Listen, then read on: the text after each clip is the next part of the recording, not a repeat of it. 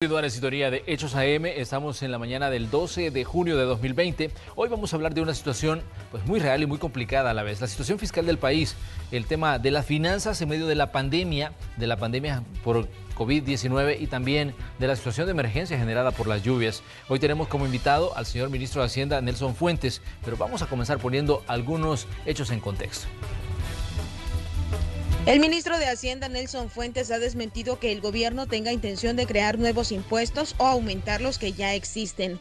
Recientemente, Fuentes afirmó que la pérdida de ingresos en el presupuesto suma 547 millones de dólares, puesto que el plan de gasto se elaboró suponiendo que la economía crecería, algo que ya no pasará, además de la reducción directa de la recaudación por las restricciones a la economía.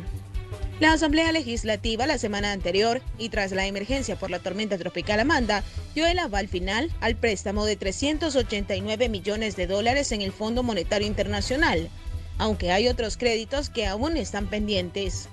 A inicios de mes, las autoridades de Hacienda confirmaron que debido a la emergencia y las restricciones a la economía, la institución tiene un faltante de recursos. Los impuestos que más dinero dejan al Estado son el IVA y la renta. Ambos dependen de cuándo se está moviendo la economía, si las personas están consumiendo y las empresas están gastando. Es de mencionar que el 30 de este mes vence el plazo para que los salvadoreños declaren y paguen el impuesto sobre la renta. Esta mañana conversaremos con el ministro de Hacienda, Nelson Fuentes, sobre estos y otros temas. Bienvenidos a la entrevista de Hechos AM. Así es, mañana de viernes y como les anunciábamos, le damos la bienvenida pues al señor ministro de Hacienda, Nelson Fuentes, quien nos ha cedido parte de su tiempo en este cierre de semana. Ministro, buen día, bienvenido. Buenos días, Manuel, buenos días a todas las personas que nos acompañan. Como siempre es un gusto estar aquí y tratar de que platiquemos un poco de finanzas públicas. Ministro, una de las preguntas que pues siempre nos asaltan cuando hablamos de esta situación, de la situación fiscal del país en medio de la pandemia es ¿qué tan apremiante es la situación de las finanzas del Estado, considerando que estamos en un periodo largo de inactividad económica de muchas empresas, de muchos negocios y por eso veíamos pues datos preocupantes respecto a lo que usted mencionaba en cuanto a la caída de los ingresos que tiene el Estado producto del pago de impuestos? Bueno, ciertamente el tema de los tributos y su impacto en las finanzas públicas, en el equilibrio presupuestario, es siempre un riesgo, ¿no? ¿Por qué? Porque en la medida en que no se logren las proyecciones de crecimiento de los ingresos, así digamos se complica el equilibrio presupuestario. Y este año pues sin duda hemos tenido una disminución digamos al crecimiento económico que ha impactado rotundamente la recaudación de ingresos. Normalmente nosotros tenemos entre 400 a 600 millones de ingresos, depende del mes en que nos encontremos. Y tener, digamos, una caída abrupta de los recursos fiscales, sin duda alguna es preocupante porque los compromisos de gasto nunca disminuyen, Manuel. Claro. Y en ese sentido, los compromisos de gasto mensual rondan más o menos 600 millones de dólares. Depende el mes en que haya que pagar deuda pública, depende el mes en que haya que hacer algún tipo de gasto adicional. Pero digamos que en promedio lo podemos manejar en que son 600 millones de dólares mensuales el gasto público en promedio. Esto nos lleva a que debe haber fuentes de financiamiento por el orden de 600 millones. Y para darte un ejemplo, Manuel, claro, el mes, al 10 de junio, al día 10 de junio, del 1 al 10 de junio, yo he recaudado 33.8 millones de IVA y 22 millones de renta. Son 50 millones, 55 millones de impuestos los que se han recibido, cuando los compromisos de gasto rondan para este mes 600 millones de dólares. Entonces, tenemos esos 50 millones, 55 millones de dólares, más los 200 que se aprobaron del Fondo Monetario Internacional, son 250. Sí. Y los otros 250, Manuel, ¿cómo los pagamos? Ministro, pero ¿qué tan real es el hecho de que el gobierno se puede quedar desfinanciado en situaciones como, por ejemplo, tan básicas como para el pago de salarios del sector público? Los salarios públicos mensuales rondan entre 200 y 211 millones de dólares mensuales. Y este mes hay que pagar 93 millones de deuda pública. Pero yo siento que ya no me escuchan en la Asamblea, yo siento que ya no me entienden, o que el problema político es demasiado grande, o que simplemente no, como hay un problema político que genera una tensión muy fuerte, simplemente si se cae el Estado o no, no les importa. He insistido reiteradas veces que el Estado puede quedarse sin recursos, que es necesario avanzar. Le supliqué a los miembros de la Comisión de Hacienda que aprobaran en la Asamblea Legislativa al menos la primera vuelta y que camináramos lo más rápido posible. Y pareciera que las cosas no se logran visualizar, pareciera que esto es una broma y que la política es mucho más importante que la población y que el país entero, ¿no? Pareciera que eso es más importante que se caiga el Estado. Yo no quiero asustar con el petate del muerto, como lo dicen, pero tengo que hablar con la realidad. Claro. Entonces, creo que es importante que la población lo sepa, que la población entienda lo que está pasando y que no es un tema de que el ministro de Hacienda o el presidente tengan algún empacho en no pagarle a alguien, es simplemente que los recursos no alcanzan. Acabo de mencionar pues que son 33.8 millones de IVA y 22 millones de renta. Claro. ¿Cómo se paga un Estado, digamos, con esa situación? Y yo creo que eso es lo que la población debe entender. Yo ya no puedo explicarlo de otra forma a la comunidad política partidaria, a la comunidad miembro de la Asamblea Legislativa, porque hemos ido cuantas veces hemos podido y hemos tratado de decirle a esa comunidad, diputados y diputadas de la Asamblea Legislativa, que apoyen el financiamiento. ¿De qué sirve que me hayan autorizado o que hayan autorizado al órgano ejecutivo a buscar financiamiento por 3.000 millones de dólares? ¿De qué sirve? Si al final, digamos, las cosas no caminan. El 15 de abril se presentó el préstamo al fondo y finalmente se aprobó hace 2 semanas, semana y media, digamos. El 7 de mayo se presentó 250 del BID y ya lleva un mes. El 18 de mayo se presentó otros 250 del BID. El 21 de mayo se presentó uno de 50 millones del BID. El 18 de mayo se presentó el de 50 millones del BESIE y el préstamo de 20 millones del Banco Mundial fue enviado el 5 de junio, hace más o menos 7 días, a la Asamblea y ni siquiera ha entrado al Pleno. Ministro, entonces, el mandato que nos dieron fue que ellos iban a conocer de forma efectiva, rápida, las iniciativas que fueran en materia presupuestaria. Y hay proyectos que ya tienen más de un mes. Conseguir los recursos no es fácil. Ir al mercado, estamos buscando la mejor ventana, Manuel.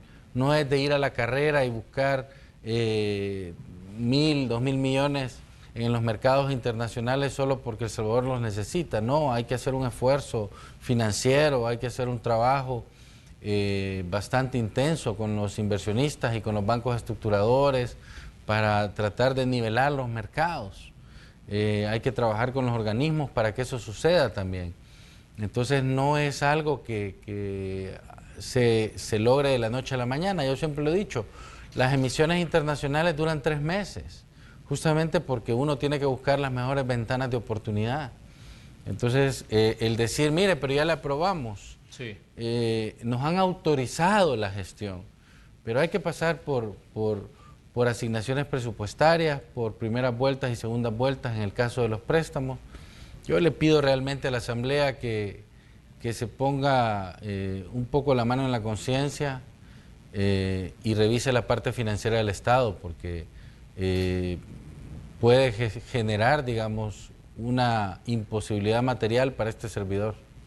Ministro, hay dos puntos importantes respecto al tema de los fondos. Como usted bien lo señalaba, la Asamblea Legislativa le ha dado el aval, en este caso le ha dado la autorización al Ejecutivo para que vaya y busque fondos. Hablábamos de 3.000 millones de dólares. De ese total, ministro, ¿cuánto es lo que se ha obtenido en ese proceso de búsqueda? Que como usted decía, pues esto no es fácil y hay que ir a un mercado que está en este momento convulsionado por lo que está ocurriendo a nivel mundial y también porque muchos países están buscando fondos para enfrentar sus propias emergencias. ¿Qué tanto se ha buscado y qué tanto se ha logrado obtener de esos fondos que autorizó la Asamblea Legislativa a que se buscaran? Bueno, nosotros hemos gestionado 1.600 millones de dólares en organismos multilaterales. De esos 1.600 millones hay 1.009 millones en la Asamblea, había 1.009 millones en la Asamblea. Se aprobaron 389 y quedaron 610 millones pendientes. Claro. Entonces, esos son los recursos que están ahí en la Asamblea. Hay principalmente 600 millones que son 3 préstamos del BID, 2 de 250 y 1 de 50, y un préstamo del BESIE por 50 millones. Ahí hay 600 millones que necesitan 3 vueltas, Manuel, y esa es la parte que a mí me preocupa muchísimo, porque si nos vamos a tardar 2 meses en pasar una vuelta, creo que no vamos a alcanzar a salir. La necesidad de recursos es inminente y creo que después estaremos bien claros de cómo se han generado los hechos, como se llama tu noticiero, Manuel. Ministro, hay un punto importante respecto a lo que está ocurriendo. Usted decía, tenemos ya 1.600 millones que hemos buscado de esos 3.000 millones. Obviamente hay que buscar 1.400 más si se quiere y si se logra completar en este caso los 3.000 millones de los que estábamos hablando. Pero sabemos que la comunidad internacional, los organismos multilaterales, los potenciales inversionistas están viendo lo que está ocurriendo en El Salvador, y esta situación que se ha dado, este impasse entre el Ejecutivo y el Legislativo, definitivamente no mandan una buena señal a esas personas que en determinado momento se podrían convertir en potenciales, digamos, prestamistas para El Salvador, o personas que puedan facilitar los fondos para enfrentar una situación. Y esos organismos financieros seguramente están observando lo que ha pasado en esta última semana en cuanto a estas situaciones en las que no hubo un acuerdo ni siquiera para sentarse en una mesa a hablar de la situación generada por la pandemia. Sí, ciertamente todos los organismos internacionales preguntan una vez por semana cuál es la situación del país. Están preocupados, ellos no dejan de apoyar al país. Ellos hacen un esfuerzo muy grande, BID, Banco Mundial, BESIE y Fondo Monetario Internacional, para tratar de colaborar y si hay que trabajar, digamos, gestión de préstamos, lo están haciendo con nosotros, están trabajando mucho, están ayudando a toda la región de América Latina, y creo que hay un gran esfuerzo y preocupación por todos los países, y El Salvador no es la excepción, porque nosotros no solo tenemos un problema financiero o una situación fiscal complicada, sino que además tenemos una situación política crítica, y esa situación política crítica realmente pone al país en desventaja con respecto al resto, porque esa es una variable que no miden las calificadoras de riesgo de forma normal, pero para El Salvador es una forma normal. A El Salvador le miden la situación política, la situación financiera, la situación fiscal, la situación económica, la situación de seguridad, que si tuviéramos un ambiente político en el cual pudiéramos dialogar y encontrar acuerdos, seguramente no fuera, digamos, una tensión y el nivel de riesgo para El Salvador fuera menor. Pero lamentablemente sí es importante. Debo aclarar también, Manuel, que Claro. a pesar de que hay mucha preocupación por parte de los organismos internacionales, hay mucha preocupación por parte de los inversionistas internacionales y mucha preocupación para las calificadoras de riesgo de cómo está la situación política en El Salvador, los mercados emergentes a nivel mundial han comenzado a mejorar. Y esos mercados emergentes, donde se incluye El Salvador, están teniendo una tendencia paralela, unida, digamos, hacia la baja. Es decir, sus niveles de riesgo están mejorando y eso es bueno para El Salvador porque claro, los mercados se están abriendo para los mercados emergentes, para los países emergentes, y eso nos va abriendo, digamos, la capacidad de encontrarnos una ventana. Y por darte un ejemplo, la semana pasada yo hablaba que habíamos bajado de 1.100 millones de puntos, perdón, de 1.100 puntos básicos de riesgo para El Salvador, y ha venido disminuyendo, digamos. La semana pasada estábamos en 880, que había bajado ya pues relativamente poco más de 100 puntos, 150 puntos, y al día de ayer nosotros estábamos ya en 782 puntos, es decir, el riesgo país, que es lo que están viendo los mercados internacionales, está en más o menos 780 puntos. Entonces, eso implica una disminución del riesgo debido a la tendencia generalizada, digamos, que ha tenido toda la región de países emergentes. Y en ese sentido, lo que sí hay que entender es que la forma en que ha disminuido la curva de riesgo para El Salvador es mucho más rápida de lo que han disminuido el resto de países. Y no digo que esto sea una casualidad, no. Lo que ha pasado es que hubo dos momentos. En el primer momento todos los mercados emergentes bajaron y El Salvador bajó más lento su nivel de riesgo. Sí. Entonces quedó un poco más arriba, mientras que los países emergentes se quedaron aquí. Ahora lo que ha sucedido es que los países emergentes han bajado un poco más lento y El Salvador ha ido disminuyendo más rápido. Entonces, tratando de encontrarse, digamos, con sus pares emergentes. Creo que ese movimiento que han tenido los mercados internacionales nos está afectando en forma positiva, y vamos a seguir esperando la mejor tasa de mercado para poder salir pues cuando se requiera. Pero sí es importante, Manuel, el mensaje a la Asamblea Legislativa para que realmente no nos encontremos en una situación financiera que no va a poder salir del país.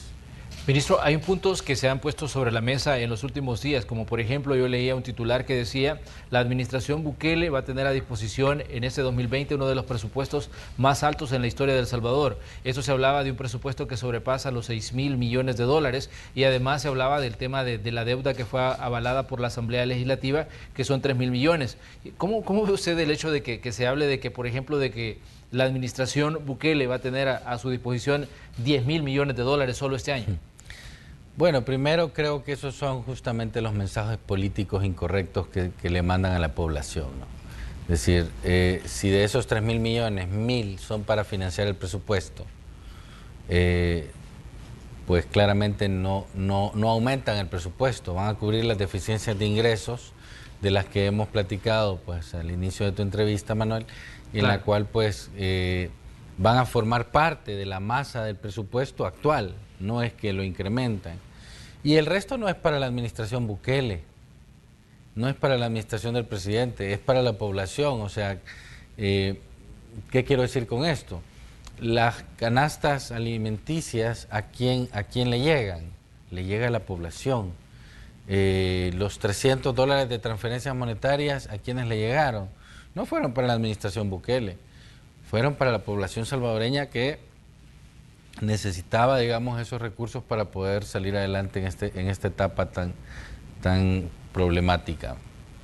Entonces, ¿para quién son esos recursos? Porque el sector privado a través de el expresidente de la ANEP, solicitó, digamos, que hubieran recursos para el sector privado.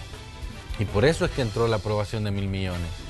No son para la administración Bukele, son para dar créditos, para dar subsidios a la planilla, para dar créditos a los informales.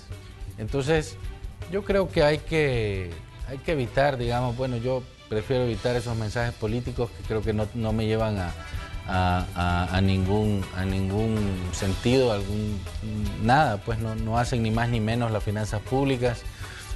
Lo que pueden hacer es confundir. Ministro, uno de los puntos de desacuerdo entre el Ejecutivo y algunos de los argumentos que ha digamos, tomado para sí la Asamblea Legislativa dice, la administración del presidente Nayib Bukele no le gusta dar explicaciones sobre gastos, no le gusta dar explicaciones sobre inversiones. Usted, pues lo hemos visto que ha ido a la Comisión de Hacienda no una, sino incontables veces. ¿Qué dice usted cuando de pronto pues escucha declaraciones como estas de parte de miembros de la Comisión de Hacienda y también de representantes de partidos políticos que hablan precisamente del tema de la rendición de cuentas? Considerando que usted es el que maneja las finanzas, es a usted al que llaman constantemente a la Asamblea para que hable sobre los gastos que se están haciendo. ¿Qué piensa usted cuando de pronto se dice eso? La administración Bukele no quiere dar explicaciones de en qué está gastando. Bueno, yo creo que hay una cantidad de informes, algunos más largos que otros, o algunos cortos y otros largos, que dan la información, digamos, que fue solicitada por la Asamblea. Y una de las discusiones que se tuvo al interior de los dos órganos de Estado es si están pidiendo información ampliada, hay que ponerlo en materia de la ley, porque lo que se les dijo en la discusión en aquellos 6 días en los cuales estuvimos encerrados en la Casa Dueñas, se les dijo, se presentó lo que decía en el informe, en la ley que había que presentar. Claro. Y si se necesita ampliar esa información, entonces lo que se requiere es que diga qué tipo de información es la que se requiere, la que se necesita. Yo en mi caso, digamos, a mí me hicieron 4 preguntas y yo presenté un informe de 23 páginas, ¿no? Claro. Entonces, ni siquiera sé si lo leyeron. Creo que no, pero nosotros estamos haciendo nuestros mejores esfuerzos para ser lo más transparente posible y presentar la información de forma comprensible, de forma muy técnica, que le ayude, digamos, a los diputados a tomar decisiones. El tema es que no se toman decisiones, entonces creo que esa es la parte difícil en la cual nos encontramos en este momento, y yo abogo, y no me voy a cansar de hacerlo, por el bien de las finanzas públicas y por el bien del país, en que caminemos con los préstamos, porque de lo contrario nos estamos cerrando como país financieramente. Me mandaron a preguntar de la Asamblea, Manuel, claro, hace 2 días. Hace 2 días me mandaron a preguntar de la Asamblea que cuánto había recaudado y que lo presentara lo más rápido posible. Hoy voy a mandar el informe donde a la fecha pues llevaba menos de esos 55 millones, llevaba por el orden de 30, entonces 15 de renta y 12 de IVA, algo así. Entonces, para pagar 600 millones no alcanza. Y hay que ser honestos con la población, hay que decirlo de forma clara, ¿verdad? Cuando dicen, pero es que mire, ahí tiene los recursos. Yo con toda sinceridad puedo aclarar lo que no es cierto, ¿no? Y si nos hemos movido para llevar 600 millones a la Asamblea, no es para que estén ahí los recursos en el sueño de los justos, ¿no? Yo creo que hay que hacer los esfuerzos por caminar en todos los procesos. Nosotros tratamos de brindar toda la información posible. Y esperamos que realmente esto camine un poco más rápido, Manuel. Ministro, en algún momento el presidente de la República dijo de que si era necesario echar mano de algunos recursos para enfrentar la pandemia lo iba a hacer, y él se refería específicamente a las erogaciones que se hacen tanto para el órgano ejecutivo, para el órgano legislativo y para el órgano judicial.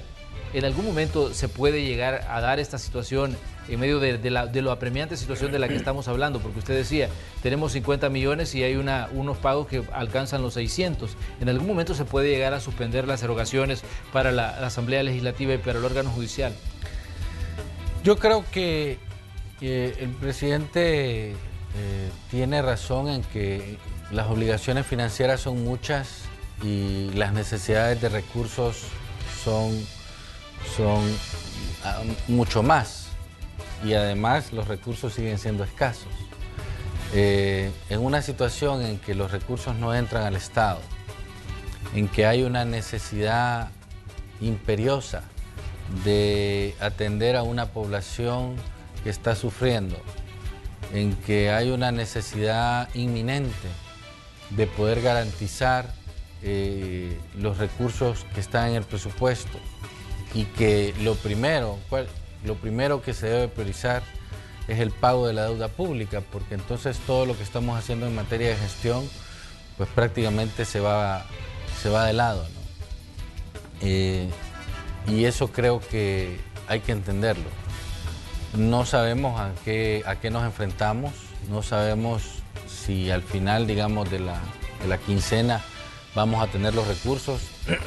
Yo quizás aprovecho también para hacer un llamado a los contribuyentes que todavía tienen recursos y que van a pagar impuestos este mes, que tienen lo que han enterado de IVA, que lo paguen Hacienda para poder garantizar el equilibrio del mes, que lo hagan por el bien del país, porque es importante, digamos, expresarles que a base de tributos es que se mueve la situación financiera del Estado. Y los tributos que se tenían pensado pagar al 30 de junio, que es el 10% del impuesto sobre la renta, deberían considerar con el mayor respeto posible a los contribuyentes que lo hagan antes. Que lo hagan antes porque realmente la situación es muy compleja y yo no puedo dejar de admitirlo, no puedo dejar de decirlo porque es mi competencia, es mi facultad constitucional hacerlo y creo que después nos afrontaremos con si logramos pagar o no las cosas, Manuel. Pero por el momento hay una situación crítica que no veo yo en los números que logremos salir. Ojalá que este llamado también a los contribuyentes nos pueda apoyar, digamos, la necesidad de recursos que se tienen para financiar al Estado. No ha habido, y es importante decirlo, no ha habido en los últimos 60 años, porque estuve revisando un poco la historia, leer un poco los informes de los últimos 50, 60 años, en materia presupuestaria y en materia del Tesoro Público, no ha habido una situación como esta. Una situación en la cual nos afrontamos con 3 emergencias, nos afrontamos con una caída fuerte de los recursos que se habían presupuestado. No ha habido una situación como esta en los últimos 60 años, que es lo que yo pude revisar.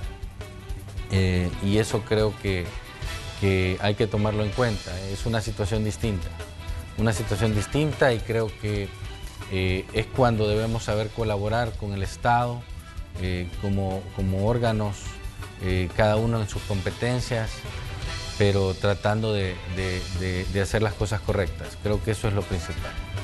Es decir, ministro, que sí, efectivamente, pues hay una amenaza también sobre los salarios de magistrados y de diputados.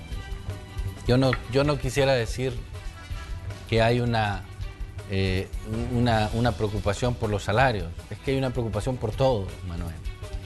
Por todo. O sea, vuelvo y repito, tenemos 200 millones que aprobó el fondo y 50 millones de ingresos. 250 para pagar 600, y de esos 600, 300 son deuda pública y salarios. Hay una complicación seria.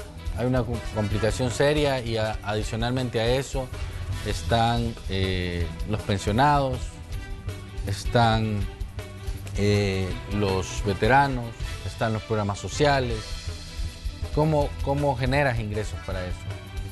Entonces, si lo que se quiere es ahogar al Estado, lo están logrando. Si lo que se quiere es hundir al Estado, lo están logrando. Y creo que eso es importante que la población lo sepa.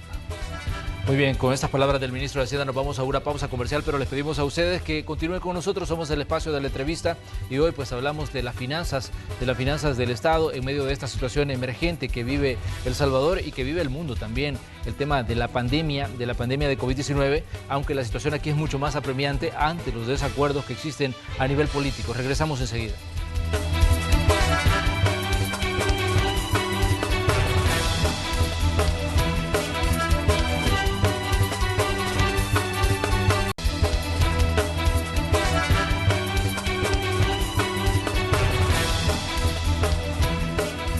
Mañana de viernes, hoy en el espacio de la entrevista, pues tenemos la visita del señor ministro de Hacienda, Nelson Fuentes. Estamos hablando sobre la situación de las finanzas del Estado en medio de una situación emergente que hemos venido detallando a lo largo de las últimas semanas, la situación generada por el COVID-19. Y a esto le hemos sumado el tema de los desacuerdos entre el Ejecutivo y el Legislativo y también al tiempo que está tomando la ratificación de fondos en la Asamblea Legislativa para enfrentar las situaciones que han surgido producto de la misma situación generada por la pandemia. Recordemos que la economía del país está paralizada producto pues de las acciones que se han tomado para tratar de frenar los contagios y producto de esta situación que, como decíamos, y como lo hemos dicho en diversos momentos, es una situación inusual, una situación inédita que está viviendo tanto El Salvador como pues el planeta en general.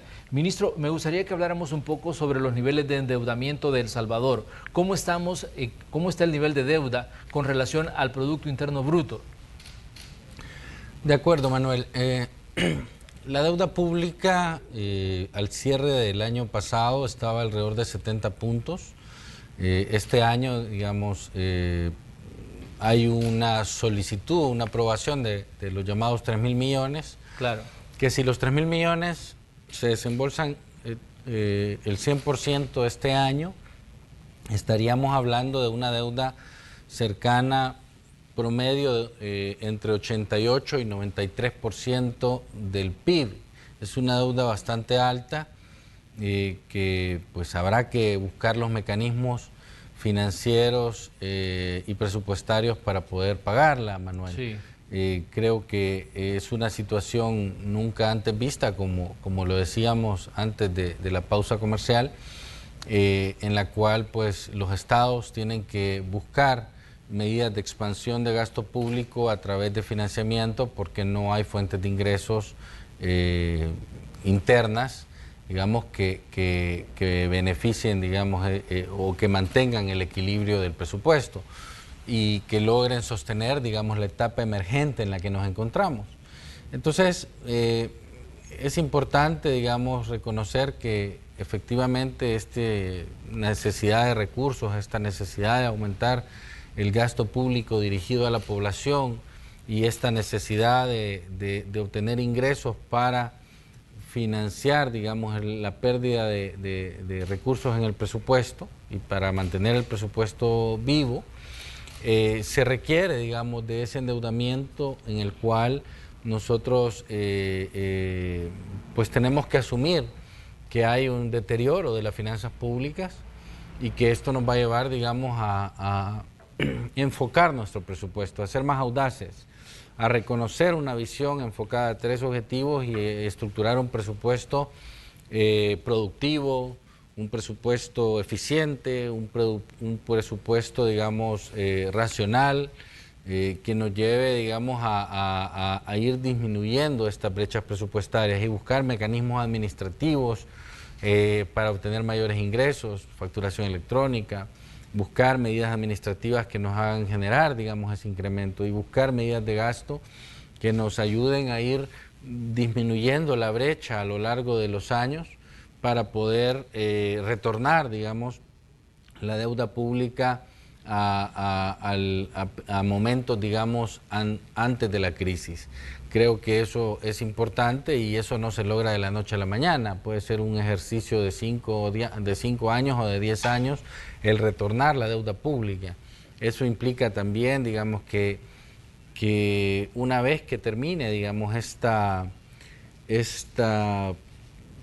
crisis, esta zona de pandemia, una vez que la economía, digamos, se asiente y vuelva a reiniciarse, digamos, debe haber un impacto muy fuerte, un shock de inversión pública y privada que levante la economía, que haga crecerla, digamos, del -5 o el -7, depende en qué terminemos, lo haga llegar a 0 y después del 0 avanzar, digamos, una grada adicional.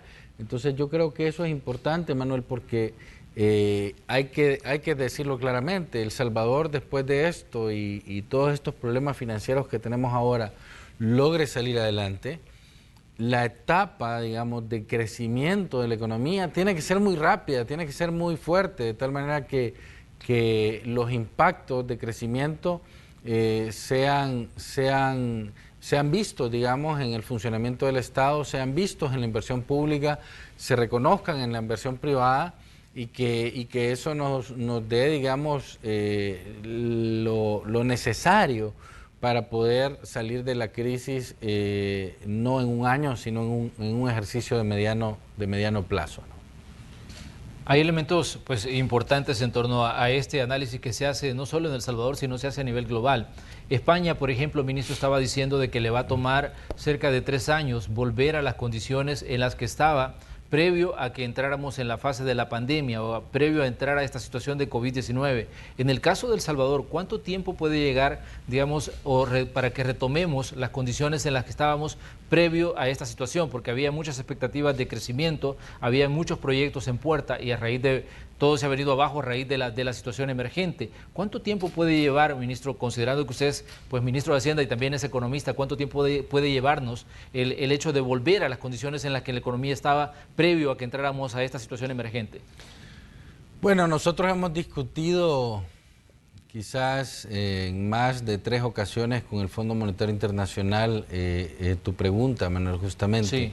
Y somos del planteamiento que El Salvador puede tener, digamos, una economía, para ejemplificarla, lo he dicho en varias ocasiones, una economía, digamos, en U, en la cual el crecimiento después de que cae comienza a surgir lentamente, pero no tan lento como para ser, digamos, una casi L, en la que el crecimiento es muy lento, o un crecimiento que quisiéramos que fuera una V, que impactara rápido, que creciera, cayéramos y creciéramos rápido. Sí. Pero esa U que hablamos puede convertirse, digamos, en un crecimiento de 2 a 3 años, depende, digamos, el grado de madurez de los proyectos futuros que están en el menú, digamos, de inversiones públicas y privadas. Entonces, y yo creo que es importante, digamos, que podamos hacer que esa economía crezca en 2, 3 años. Sin embargo, Manuel, a pesar de todas las discusiones, yo creo que puede durar un poco más. ¿Por qué? Porque se viene 2021, que es una etapa electoral. Sí. Y luego tienes a la vuelta de 2 años, y poco más, las elecciones presidenciales nuevamente. Entonces, y en 2024, lo que hemos visto a través de la historia es que 6 meses antes la inversión suele disminuirse y luego tarda entre 6 meses a 1 año en que la inversión vuelva, ¿no? Entonces, yo creo que esos momentos electorales generan una distorsión, digamos, en la inversión pública y en la inversión privada, que hay que tomarlos en cuenta. Y creo que son momentos en los cuales debemos de hacer que esas etapas sean muy cortas para que la inversión pueda dar, digamos, momentos de crecimiento importantes. Yo calculo que para alcanzar niveles económicos como los que tenemos ahora puede rondar de 2 a 3 años, y ojalá me equivoque y sea en menos.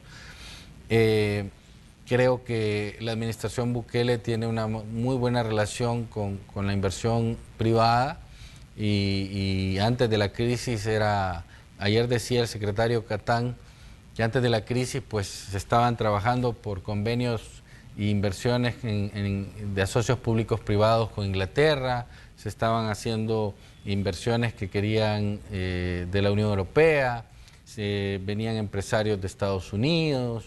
Sí. Entonces, creo que ese ambiente tiene que regresar, tiene que retornar para que el crecimiento se pueda dar de una forma más rápida. Ahora bien, hay diversos análisis, ministros, respecto a lo que está pasando. Por ejemplo, Fusades decía que los niveles de endeudamiento que El Salvador está teniendo pueden llevar al país a caer en un default, es decir, en un impago. ¿Cómo ve usted esta situación? ¿Cómo ve usted este análisis que se está haciendo también y que forma parte de todo el panorama que tenemos en medio de la emergencia? Bueno, la verdad es que caer en un default a nivel internacional implica el dejar de pagar la deuda pública, los compromisos de deuda pública. Eso no va a pasar. Eso no va a pasar. Nosotros no vamos a dejar de pagar la deuda pública, lo he dicho claramente. O sea, sobre todas las cosas, este país no puede permitirse el caer en default, porque eso es prácticamente cerrar todos los chorritos, digámoslo de esa forma, todos los chorritos de posible financiamiento que pueda tener El Salvador. Y El Salvador entraría en una... si estamos en una profunda crisis, no sé, Manuel, cómo dimensionar lo profundo que sería entrar en un default. Y eso, al menos mientras este servidor esté en el Ministerio de Hacienda, no va a pasar. ¿Ya? Este servidor tiene el fiel compromiso de pagar la deuda pública con lo que se requiera. Otra cosa, Manuel, y eso es importante explicarlo, otra cosa es que la sostenibilidad fiscal de los países, y eso no es default, la sostenibilidad fiscal de los países no solo es pagar los compromisos financieros, los compromisos de deuda pública, los compromisos de deuda externa e interna que tiene un país.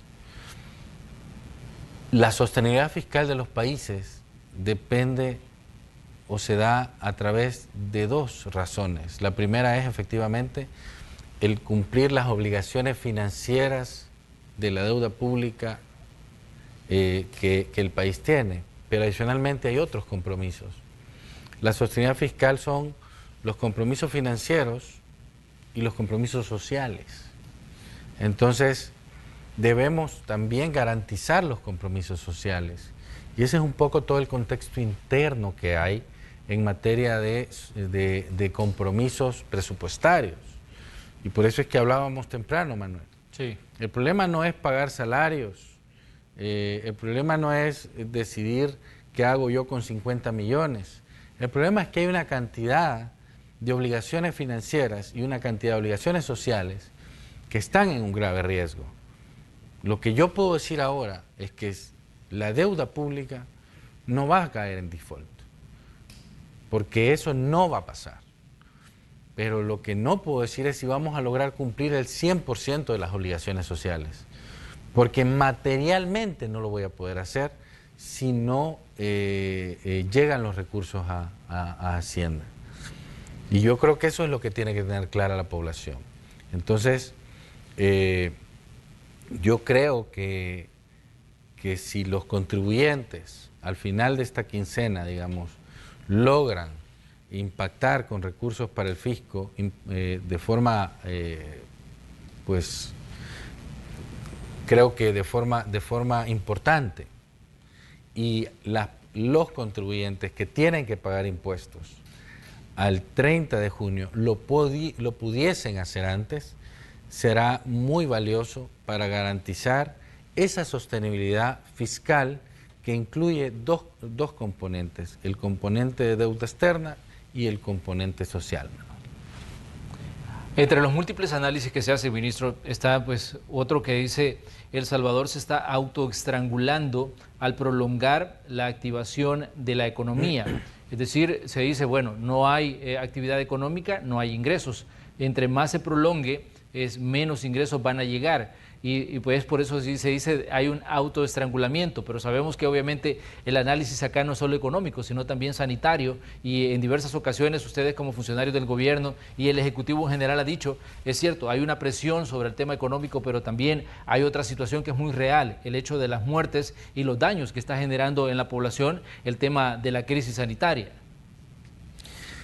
Bueno, yo creo que no es un tema de autoestrangulamiento, como tú lo has dicho. Creo que es importante decir que la salud y la economía no tienen una relación de igual a igual. La salud y la vida es mucho más importante que la economía, pero yo no estoy diciendo que la economía no sea importante.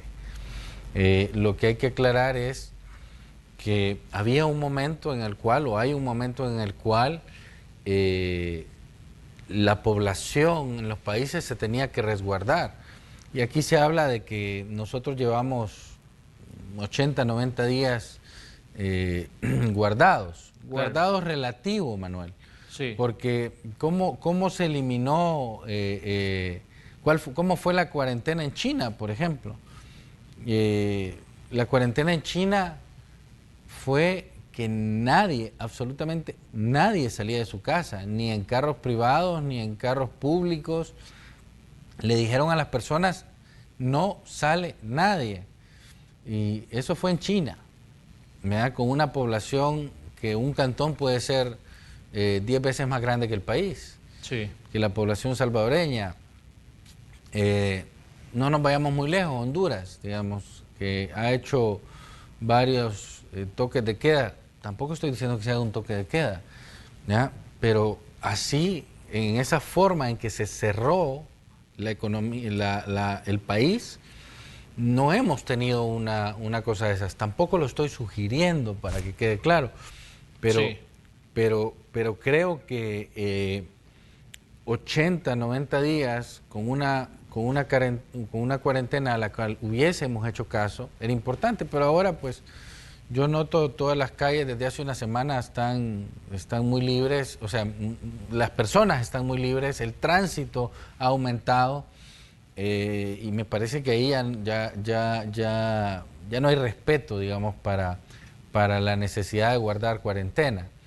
Creo que ahora estamos entrando en una nueva etapa, en una etapa que requiere de esfuerzos de diálogo, que requiere de esfuerzos entre ambos poderes, en la cual se deben dar todos los protocolos por el Ministerio de Salud para poder salir adelante en materia económica. Sí. Pero no podemos librar, digamos, a la economía en la fase 1 y que el 80% de la población salga. La ley que estaban aprobando o que aprobaron el día de ayer tiene 20 exclusiones, 20 actividades que se están excluyendo de la economía, ¿ya? Y tenemos 419 actividades en El Salvador. Y entonces, ¿cómo se nos ocurre, digamos, que vamos a garantizar la economía y la salud diciendo que en la primera fase vas a liberar el 80% de la economía? Es que no es por ninguna razón viable. Creo yo que se van a cometer graves errores en materia de salud, y no vamos a poder garantizarlo. Entonces yo creo que hay que escuchar con mayor audacia al ministro de Salud y entender la grave preocupación que tiene el sector, porque es cierto, no va a haber forma de tenerlo. Ya, si los hospitales están prácticamente llenos, ¿cómo vamos a hacer cuando el 80% de la población salga?